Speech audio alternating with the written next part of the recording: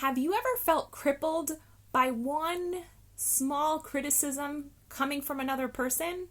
I'm Hannah Mason, and in today's Spark, we're going to be exploring the Judgement Bandwagon.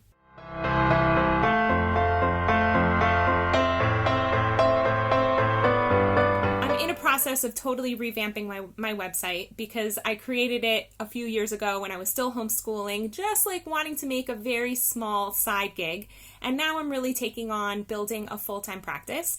And so it makes sense. Wow, I need to revamp, update everything, put my videos on my website, put my books up on my website. They're not even there. There's a lot of things that need to change.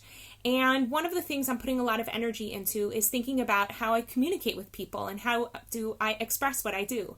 And I looked at all of the text that I had originally written on my website, and all of it was very cautious. It was like, oh, you might want to consider maybe doing a little bit of coaching, and maybe it would kind of be sort of helpful. And you know, that kind of like when we're nervous and we're not fully secure in what we're doing. And so I really wanted to change it to reflect where I am right now, where I'm really confident that coaching has massive effects on people's lives. And so I'm sitting down and I'm writing all this stuff.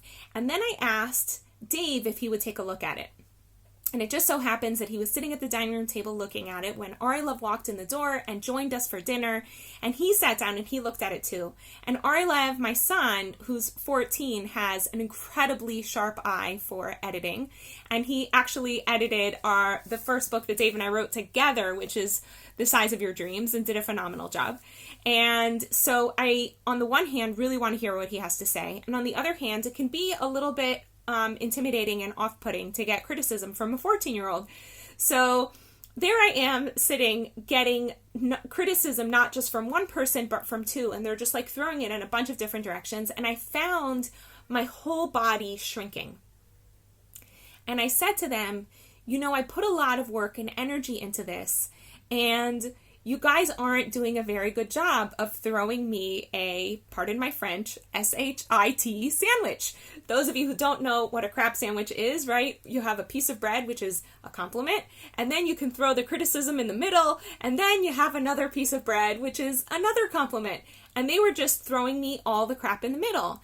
And they said to me, well, like, of course it's good. We're just giving you tiny little pointers of how you can make it better. Their assumption was that I already knew that it was a strong piece, but I'm going to tell you really what was happening inside. So they're giving me all of this criticism, and I'm sitting there feeling like, oh my gosh, I'm not a good writer. I don't know how to do this. I'm never going to make a decent website. I'm being outdone by a 14-year-old. That makes me totally inadequate and stupid. And on and on and on and on and on, right? These are all of the thoughts that are coming in my head. They're just like flooding really, really fast.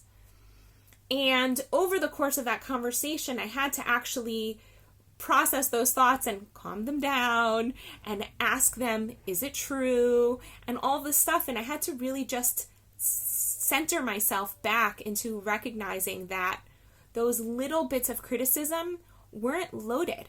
They weren't loaded with all sorts of meaning.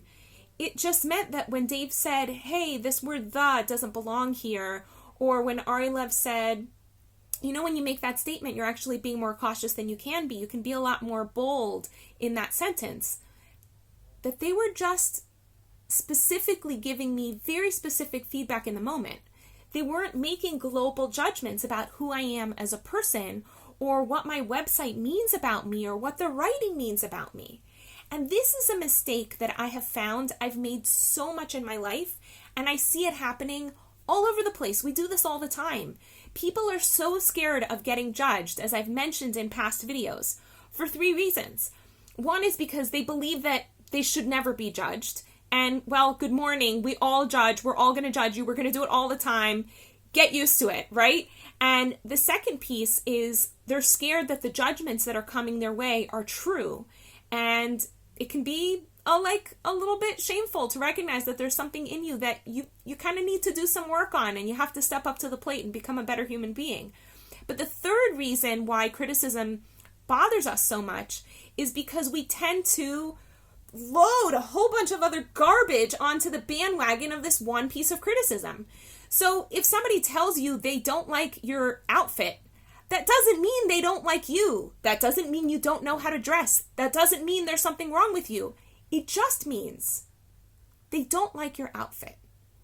And shrinking things back down to the simple criticism and not adding all of this other stuff will also help you to come back to center and to keep calm.